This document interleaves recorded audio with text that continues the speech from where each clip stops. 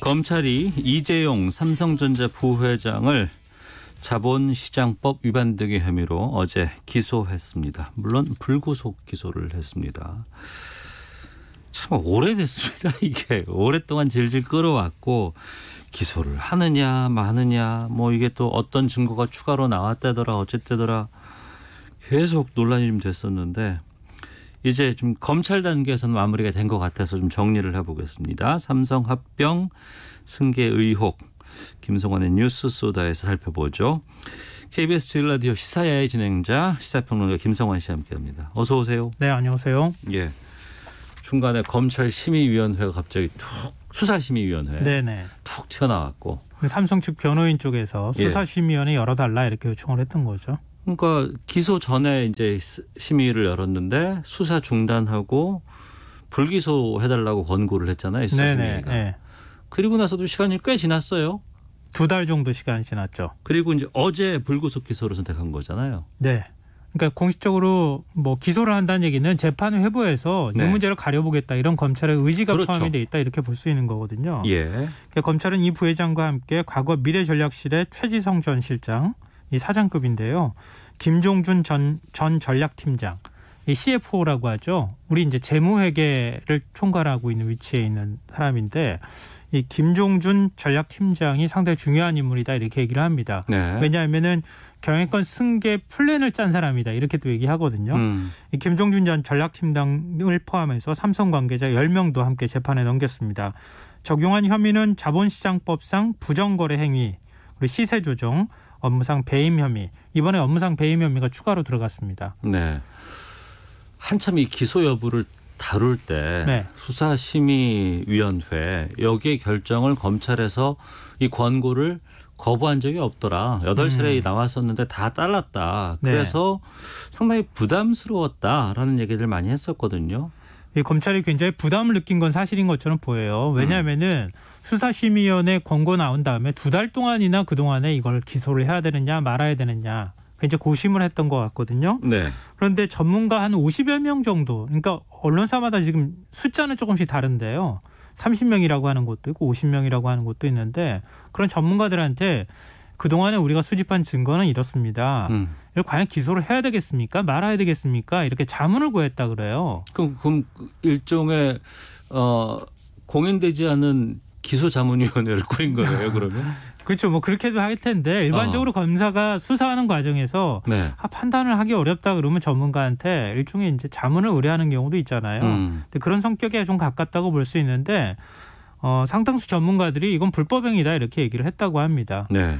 그러면서 전문가들이 또 구체적으로 어떤 부분들인지 내용들을 좀 얘기를 해줬을 거 아니겠어요? 네. 그 내용을 찬찬히 보강을 해서 오히려 더 이번에 기소할 때 기소 논리가 더 탄탄해졌다.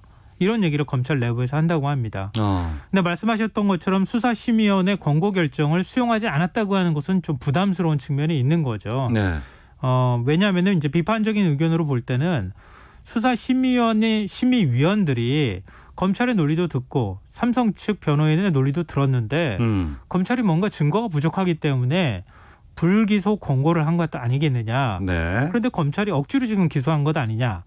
그리고 수사심의위원회 권고 결정을 뒤집은 것도 문제가 있다 이렇게 얘기를 합니다. 삼성 측도 비슷한 주장을 하는데요. 이재용 기소를 목표로 검찰이 무리수를 뒀다 이렇게 어제 보도자료를 낸 바가 있거든요. 삼성 쪽에서? 네네. 그런 비판적인 의견도 있고요. 반대 의견으로는 기소심의위원회 자체가 권고 효력이 있는데 꼭 들어야 되는 건 아니다. 그렇죠. 그동안에 검찰이 굉장히 많은 증거를 수집한 상황인데 그 기소 수사심의위원회 위원들이 분식회계나 이런 부분에 대한 전문가는 아니지 않느냐. 검찰도 이걸 기소하느냐 마느냐 가지고 전문가들 사이에서도 이견이 있었던 것인데 이렇게 고도의 전문성이 필요한 거를 예를 들면 언론인이나 이런 사람들이 가서 판단하는 것은 이거는 수박 겉핥기식으로 국민 여론을 반영해서 판단한 것 아니겠느냐. 수사심의위원회 자체가 또 약자를 위한 것이라고도 볼 수 있는데 오히려 강자가 활용하고 있는 점은 어떻게 봐야 되느냐. 이런 의견도 나옵니다. 우리나라 검찰이 어떤 기소를 결정함에 있어 이렇게 오랜 시간 동안 다양한 시각을 통해서 다양한 사람들에게 다양한 의견을 들어서 한 해 만해를 결정하는 상당히 이례적이고 삼성이니까 그렇죠. 그러니까 그거죠. 그러니까 네. 삼성일 경우에만 이런 것들이 좀 이렇게 된다는 것도 좀 전 의아하긴 한데 이번에 그 기소의 결정적인 근거가 됐다는 어떤 뭐 프로젝트가 있다는데 그건 뭐예요? 예, 프로젝트 G라고 하는 건데요. G? G는 영문입니다. 예. 영문 G고요. 검찰이 삼성 미래전략실을 압수수색하면서 확보한 문건에 담긴 내용이었다고 해요. 네. 미래전략실이 일종의 컨트롤 타워 역할을 하는 거잖아요. 그러니까 그룹 총수의 지시를 받아서 직접 움직이는 일종의 전위부대 같은 그런 역할을 하는 곳인데 네. 미래전략실을 압수수색을 할 때 이재용 부회장이 최소 비용으로 삼성전자에 대한 지배권 확보를 위해서 어떤 구체적인 실행 계획이 필요한지 그 내용을 담은 문건을 확보했다는 거죠. 네. 그걸 이제 프로젝트 G라고 표현을 하는데요. 여기 어떤 내용이 담겼는지 좀 풀어서 말씀드리면 이게 전문가도 판단하기 어려운 문제라고 하잖아요. 그러니까 최대한 단선적으로 좀 이해하시기 쉽게 제가 풀어드리겠습니다. 예.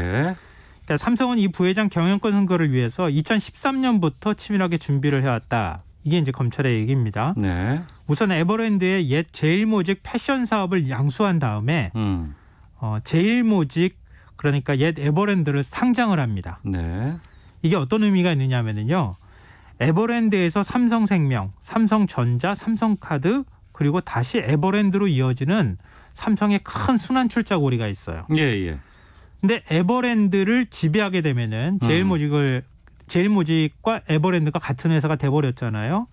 그러면 이재용 부회장이 지배하고 있는 제일모직을 통해서 삼성전자의 일부 지배권을 확보할 수 있게 됐다. 네. 이런 얘기가 되는 겁니다.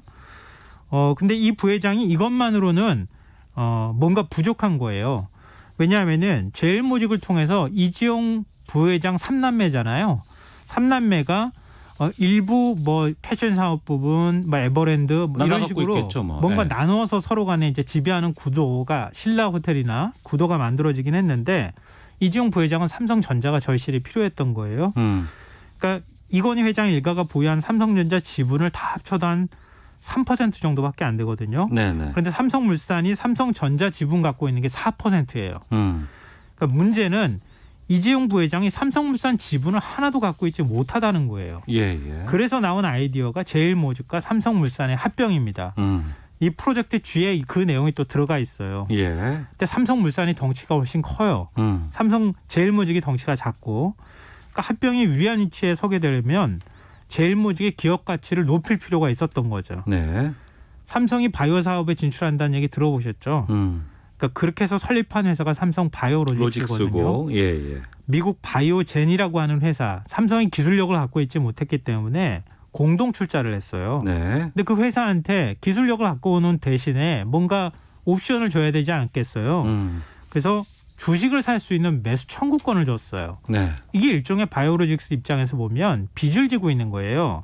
그런데 이 사실을 바이오로직스 상장 과정이나 이럴 때 숨겼다는 거예요. 그러니까 이걸 가치로 따지면 4조 5천억 가까이 되는데 이걸 분식회계했다. 고의로. 네. 이게 증권선물위원회의 판단이고 검찰의 판단이기도 합니다. 그러니까 삼성 바이오로직스를 지배하고 있는 회사가 어디냐?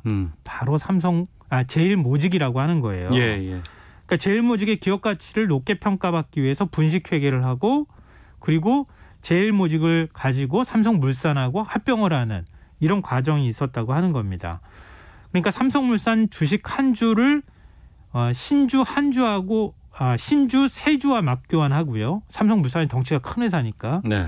제일모직은 한 주를 신주 한 주만 바꿔주는. 그러니까 이것도 기업 가치를 많이 부풀려서 이만큼을 만들었다는 거죠. 제가 말씀드렸던 것처럼 삼성물산 지분의 이재용 부회장이 제일모직과의 합병을 통해서 16.4%를 확보해서 최대 주주가 됐고요. 네. 당시 시가로 8조 원어치에 달하는 삼성전자 지분 4%까지 지배력을 확보했으니까 명실상부 삼성그룹 전체를 지배할 수 있는 지배력을 이재용 부회장이 확보하게 됐다. 이런 겁니다. 그러니까 능력도 없고 돈도 안 되는데 뭐 여러 가지 상황도 안 되는데도 불구하고 삼성전자 갖기 위해서 이 무리수를 다 둔 거 아니에요. 그렇죠. 그러니까 이 사이에 또 국정농단 사건하고 또 연결이 되잖아요. 그렇죠. 현안 청탁이라고 하는 거. 박근혜 전 대통령한테 우리 합병하는 과정에서 국민연금이 합병에 반대하지 않도록 좀 해주십시오. 네. 그래서 국민연금이 또 손실을 입을 수밖에 없었다. 이런 얘기가 또 연결이 되는 겁니다. 근데 이재용 부회장이 삼성전자를 지배하기까지 증여세를 혹시 얼마 냈는지 아세요? 그러니까 턱도 없이 적게 냈다면서요. 이 16억 원입니다. 삼성전자를 지배할 때 내는 증여세를 16억 냈어요? 아니요. 삼성전자를 지배하기까지 과정은 25년이라고 하는 지난한 세월이 걸렸는데요. 1995년부터 시작이 됩니다. 네. 이건희 회장이 이 부회장에게 60억 6천만 원을 물려줘요. 이게 종잣돈이 됐어요. 예. 이 부회장이 이때 증여세로 16억 원을 냅니다. 95년에 낸 16억 원 그게 지금의 삼성전자 지배를 하는 이 돈으로 커졌다는 거죠. 눈덩이처럼 굴렸다는 건데요. 그다음에 비상장 계열사인 S1 주식 12만여 주를 23억 원에 사들이고요. 삼성 엔지니어링 주식 47만 주를 19억 원에 삽니다. 네. 두 회사가 상장이 되잖아요. 그래서 563억 원의 시세 차익을 남겨요. 그러니까 처음에 60억 원을 가지고 그러니까 증여세 낸 것까지 하면 한 46억 원 정도 되겠죠. 그러니까 주식 구입하는 거 자기가 들어가는 거에 상관없는데 증여세 낸 것만 딱 16억밖에 안 되고 이 세금 갖고 지금 다 이렇게 한 거 아니에요. 그렇게 한 다음에 96년에 에버랜드 전환사채를 저가로 또 매입하게 되잖아요. 예. 주당 8만 5천 원짜리를 7,700원에 사들이죠. 125만 4천 주를 만듭니다. 그래서 제가 아까 처음에 설명을 드릴 때 에버랜드를 통한 제일모직으로 이어지는 과정이 바로 여기서부터 시작되는 거예요. 네. 그러니까 전환사채를 헐값에 매입한 다음에 대주주가 되고 제일모직으로 갔다가 제일모직을 통해서 다시 삼성바이오로직스로 갔다가 그런 다음에 삼성물산 그리고 삼성전자까지 이어지는 이런 지배구조를 쭉 25년 동안 만들어 왔다고 하는 겁니다. 그런 상황에서 지금 기소 상황도 이렇게 1년 9개월 동안 오랫동안 지난한 시간이 걸렸다는 것인데 그 국정농단 사건 재판은 대법원 갔다가 파기환송됐는데 지금 그건 어떻게 되고 있어요? 그건 이재용 부회장한테 오히려 불리한 그 취지로 지금 대법원에서 파기환송해서요. 서울 고법에서 재판이 진행 중에 있습니다. 네. 이게 근데 이번에 분식회계 사건하고 연결된 사건이잖아요. 예. 제 말씀 들으면 아시겠지만 그래서 법조계에서는 두 가지 시나리오가 얘기가 되는데요. 두 사건을 그냥 하나로 병합 심리하는 거예요. 서울 고법에서 국정농단 사건 재판 안 하고 기다리고 있다가 근데 이럴 가능성이 그렇게 높지는 않을 것 같지만 만약에 이렇게 병합 심리가 됐을 때 일단 대법원에서는 유죄 취지가 뭔지를 다 알려줬잖아요. 네. 그러니까 이번에 분식회계 사건 내용 중에서 유죄가 나오면 그 두 가지가 합쳐질 가능성이 있다. 그럼 2심 재판을 기준으로 해서 말씀드리면 그때 집행유예가 나왔잖아요. 예. 징역 2년 6월에 집행유예 4년이 나왔는데 양형보다 높아질 가능성이 크겠네요. 그렇죠. 새로운 유죄가 하나 더 추가가 되면 실형이 나올 가능성이 있게 되겠죠. 예. 근데 또 다른 이제 시나리오는 아예 두 사건을 분리해 가지고 재판하는 경우가 있을 수 있는데요.